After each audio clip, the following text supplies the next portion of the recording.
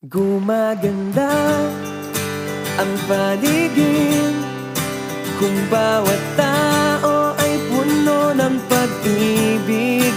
Napapawi ang bighati, masilayan lang ang iyong ngiti.